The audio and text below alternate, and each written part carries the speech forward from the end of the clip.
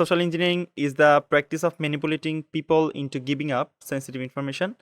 In most cases, these attacks aim to get the victim to divulge either login credentials or sensitive financial information. So social engineering অ্যাটাকসটা এমন এক ধরনের cyber attack যেটা ultimately আপনার কোনো targeted পিপলের sensitive ইনফরমেশনগুলো কী করে নেয়, সে হাইজ্যাক্ট করে নেয়। যেখানে আপনার হচ্ছে লগ ইন ক্রেডেনশিয়াল, অর্থাৎ হচ্ছে আপনি যে বিভিন্ন আপনার ইউজার অ্যাকাউন্ট আছে সেখানে যে আপনি লগ ইন করছেন, অর্থাৎ সেটা হতে পারে আপনার ফাইন্যান্সিয়াল যে কোনো অ্যাকাউন্টস, অর্থাৎ আপনি সেখানে যে আপনার ইউজার অ্যাকাউন্টে লগ ইন করছেন সেই লগ ইন পাসওয়ার্ড, তারপর হচ্ছে ইউজার আইডি, তারপর আপনি যে ফাইন্যান্সিয়াল যে ট্রানজ্যাকশন করছেন সেই ইনফরমেশনগুলোকে তারা কী করার চেষ্টা করে, ম্যানিপুলেট করার চেষ্টা করে। সো খেয়াল করুন, আমাদের এখানে শুরুতে মানে সোশ্যাল ইঞ্জিনিয়ারিং অ্যাটাকের আপনার হচ্ছে টাইপস বা সোশ্যাল ইঞ্জিনিয়ারিং অ্যাটাকটা কীভাবে পারফর্ম হয় সেটা একটা আমরা ভিজুয়ালাইজেশন এখানে দেখানোর চেষ্টা করেছি। যে একজন অ্যাটাকার দেখতে পাচ্ছেন সেখানে সে কী করছে, পারফর্মস রিকনিসেন্স অ্যাটাক।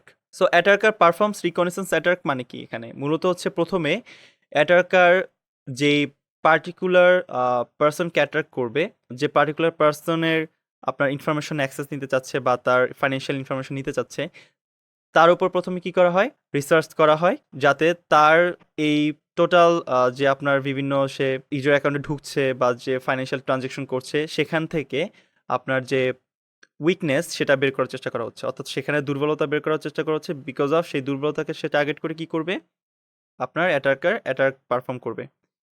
সো এরপরে কি করা হচ্ছে, user receives an email with PDF file attachment সাপোজিটলি from a services supplier.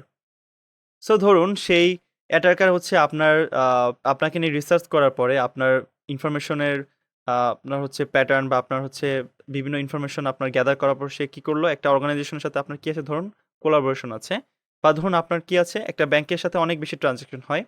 So এটা একটা ট্রাস্টওয়ার্থি ব্যাংক অ্যাকাউন্ট অবশ্যই। এখন অ্যাটাকার কী করলো, সেই ব্যাংকে টার্গেট করে কী করলো, যেই ব্যাংকের সাথে আপনি সাধারণত কমিউনিকেশন করেন ইমেলের থ্রুতে করেন, অনেক ধরনের ইনফরমেশন আপনাকে মেইল করে আপডেট জানানো হয়। সো অ্যাটাকার কী করলো, আপনার হচ্ছে ওই ব্যাংকের ইমেলকে সে কী করলো, টার্গেট করে সে নিজে একটা ইমেল আপনাকে কী করলো, ফেক ইমেল আপনার হচ্ছে এই ব্যাংকের মতো করে আপনাকে কী করলো, পাঠালো। সো অ্যাজ ইউজুয়ালি আপনি যেহেতু ওই ব্যাংকের সাথে অনেক বেশি ট্রানজ্যাকশন করেন, আপনার ইমেইলে অনেক ধরনের ইনফরমেশন আসে, সো আপনি খুব বেশি একটা মানে আপনি চেক করবেন না, মানে আপনি এত কিছু বোঝা ছাড়াই দেখা যাবে আপনি ইমেলে কী করছেন, ক্লিক করছেন এবং আপনাকে যে ইনফরমেশন পাঠানো হয়েছে ব্যাংকের থেকে সেটা আপনি রিড আউট করার চেষ্টা করবেন।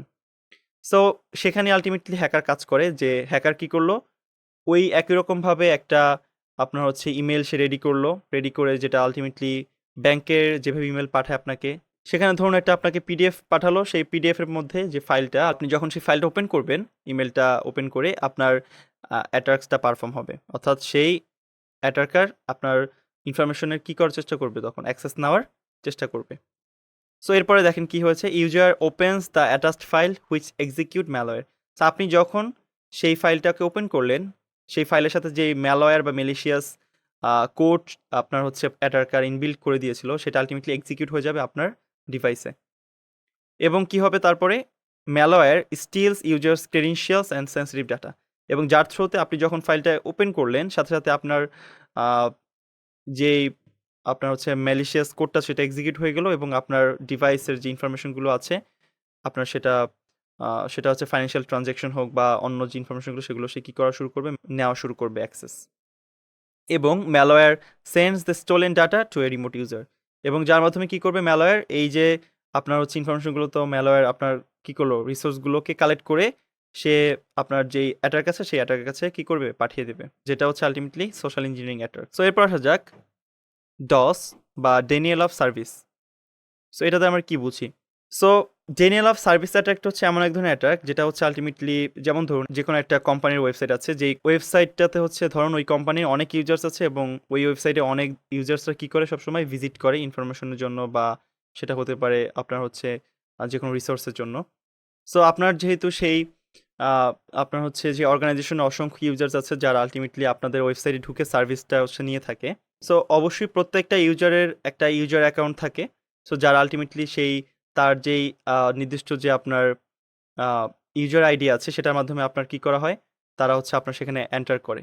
সো যখন আপনার এন্টার করে সে কি করে, একজন ইউজার ট্রাস্ট করতে ইউজার ধরুন সে রিকোয়েস্ট পাঠায় আপনার সার্ভারে, আপনাদের যে ওয়েবসাইট আছে সেই ওয়েবসাইটে সার্ভারে রিকোয়েস্ট পাঠায়। সেই রিকোয়েস্টে যখন অ্যাকসেপ্ট করা হয় তখন সে আলটিমেটলি কী করতে পারে, সেখানে ঢুকতে পারে তার ইউজার মানে আইডি এবং তার পাসওয়ার্ড দিয়ে। ডেনিয়েল অফ সার্ভিস অ্যাটাকে যেটা হয়, আপনার হচ্ছে অ্যাটাকার বা হ্যাকার কী করে, ওই টার্গেটেড সিস্টেমে মানে একটা নির্দিষ্ট সার্টেন টাইমের মধ্যে আপনার হচ্ছে অসংখ্য ইউজার্সের রিকোয়েস্ট পাঠায়, এবং এরকম অসংখ্য ইউজার্স যখন একসাথে রিকোয়েস্ট পাঠায় আপনার যে কোনো একটা আপনার হচ্ছে ওয়েবসাইটে বা যে কোনো একটা টার্গেট সিস্টেমে, আলটিমেটলি সেই অসংখ্য আপনার হচ্ছে রিকোয়েস্টকে কী করতে পারে না, ইনস্ট্যান্ট হ্যান্ডেল করতে পারে না। দ্যাটস ওয়াই আপনার পুরো সার্ভারটা ক্র্যাশ করে। এভাবে আলটিমেটলি আপনার ডেনিয়েল অফ সার্ভিস অ্যাটাকটা পারফর্ম হয়ে থাকে। তো যেমন এখানে বলা আছে, খেয়াল করুন, DOS attack aims to take down a company's website by overwhelming its servers with request. So অসংখ্য রিকোয়েস্ট পাঠিয়ে কী করা হয়, আপনার হচ্ছে পুরো সার্ভারটাকে আপনার ডাউন করে দেওয়া হয়। In this attack request come from 100 or thousands of IP addresses that have probably also been compromised and tricked into continuously requesting a company's website.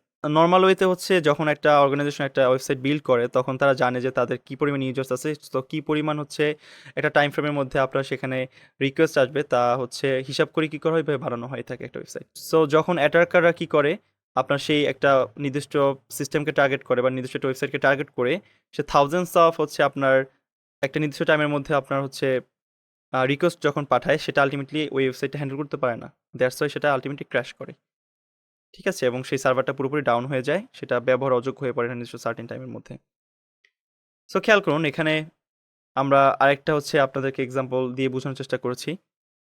So attacker identifies target IP address. So attacker প্রথমে যে কোনো একটা আপনার হচ্ছে অর্গানাইজেশনের ওয়েবসাইটকে সে কী করে, target করে।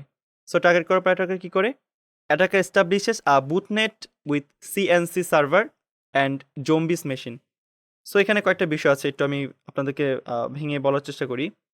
সে প্রথমে একটা জম্বি মেশিন কী করে, ক্রিয়েট করে। সো এই জম্বি মেশিনগুলো পরবর্তীতে যে কোনো একটা আপনার ওয়েবসাইটে গিয়ে এই ডস অ্যাটাকটা সম্পন্ন করে। সো এই জম্বি মেশিনটা সে কীভাবে ক্রিয়েট করে, আপনার যে কোনো একটা পার্টিকুলার ওয়েবসাইটকে টার্গেট করে যে থাউজেন্ডস অফ আপনার রিকোয়েস্ট পাঠাবে সেটা কীভাবে সম্পন্ন হয়।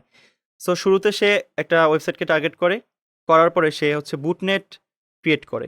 কিছু কম্পিউটার হচ্ছে থাকে, যে কম্পিউটারগুলোতে সে আলটিমেটলি কী করে, কয়েকটা আপনার কম্পিউটার্স বা আপনার হচ্ছে সিস্টেমকে একসাথে করে সে সেখানে প্রথমে হচ্ছে ম্যালওয়্যার বা ম্যালিশিয়াস সফটওয়্যার আপনার হচ্ছে ইনপুট দিয়ে সেটাকে ইনফেক্টেড করে ফেলে, যেগুলোকে আলটিমেট জম্বি মেশিন বলা হয়ে থাকে।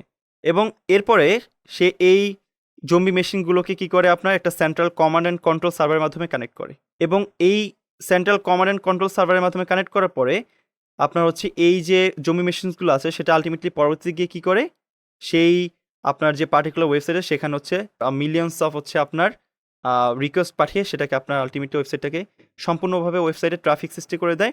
এবং এই ম্যাসিভ ভলিউম অফ রিকোয়েস্টের কারণে যেই ট্রাফিক সৃষ্টি হয়, যার কারণে আলটিমেটলি সম্পূর্ণভাবে আপনার সেই ওয়েবসাইটটা অচল হয়ে পড়ে, এবং যেটা আলটিমেটলি আপনার ডস বা ডেনিয়েল অফ সার্ভিস অ্যাটাক বলা হয়ে থাকে।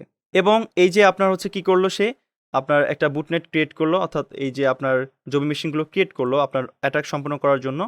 এই যে আপনার পরের স্টেপে বলা আছে যে attacker sends instructions to zombie machine. So এই জম্বি মেশিনগুলো ইনফেক্টেড করার পরে অ্যাটাকার কী করে, ইনস্ট্রাকশন পাঠায় জম্বি মেশিনগুলোতে, যে জম্বি মেশিনটা আলটিমেটলি আপনার সেই পার্টিকুলার আপনার হচ্ছে স্পেসিফিক কোম্পানিতে কী করবে, আপনার অ্যাটাকটা পারফর্ম করবে। এরপর হচ্ছে zombie machines execute the attack. এরপর জম্বি মেশিনটা হচ্ছে সেই পার্টিকুলার ওয়েবসাইটের উপরে আপনার হচ্ছে অ্যাটাকটা এক্সিকিউট করে, এবং আলটিমেটলি এই আপনার হচ্ছে থাউজেন্ডস অফ রিকোয়েস্টের কারণে সে সার্ভারটা সম্পূর্ণভাবে ডাউন হয়ে পড়ে এবং অচল হয়ে পড়ে। সো আশা করি বুঝতে পেরেছেন।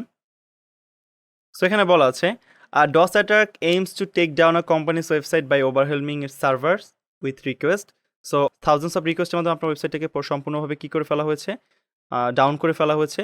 সো এটা একরকম ক্র্যাশ করবে, যার ফলে আপনার হচ্ছে সম্পূর্ণ ওয়েবসাইটের কার্যক্রম কী হবে, তখন ওই তাৎক্ষণিক সময় বা ওই সময়ের জন্য বিঘ্নিত হবে। এবং this shutdowns prevent customers from accessing your website and completing orders. So ধরুন আপনার একটা কী আছে, অনলাইন শপিং প্ল্যাটফর্ম আছে, যেটা একটা ওয়েবসাইট যেখানে আলটিমেটলি আপনার ইউজার্সরা শপিং করে, বিভিন্ন কেনাকাটা করে। সো যদি সেটা ডস অ্যাটাক দ্বারা যদি আক্রান্ত হয়, আলটিমেটলি তখন যে ইউজার্সরা আছে তারা সম্পূর্ণভাবে সেই ওয়েবসাইটে অ্যাক্সেস করা থেকে শুরু করে যে কোনো কাজ করতে কী হবে, ব্যর্থ হবে। সো আশা করি এটা বুঝতে পেরেছেন আপনারা যে ডস অ্যাটাক কীভাবে পারফর্ম হয় এবং ডস অ্যাটাকের মাধ্যমে কীভাবে আলটিমেটলি একটা ওয়েবসাইটে ক্ষতিসাধন করা হয়।